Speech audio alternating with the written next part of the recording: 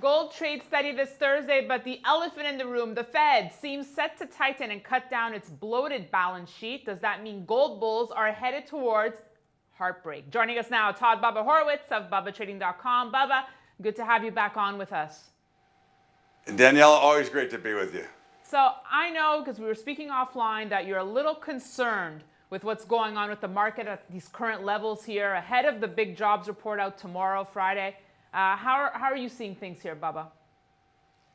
Well, I'm concerned because the Fed is involved, and of course, anytime they're involved, there's manipulation, which takes away the free market. I'm also concerned at the way that the trade has been really the last couple of weeks. You know, our inability to hold those key levels have brought us back to a key level from a few months ago, and the action off of this has not been that exciting.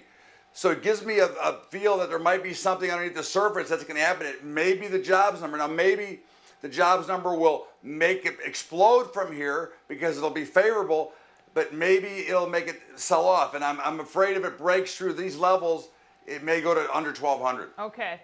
So that said, what key numbers are you eyeing for both gold and silver?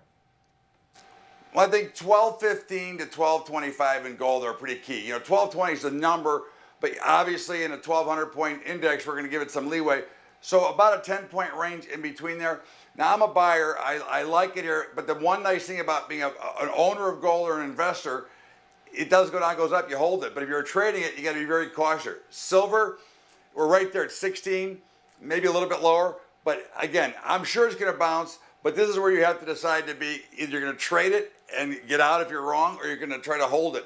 And that's where we're at because the markets are so lethargic here.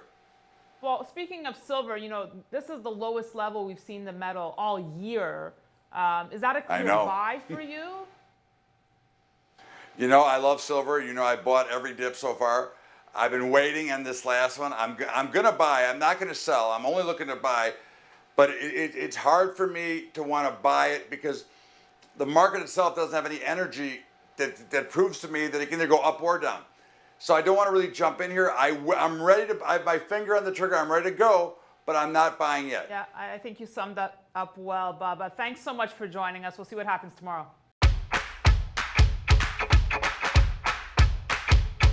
Hey! Hey!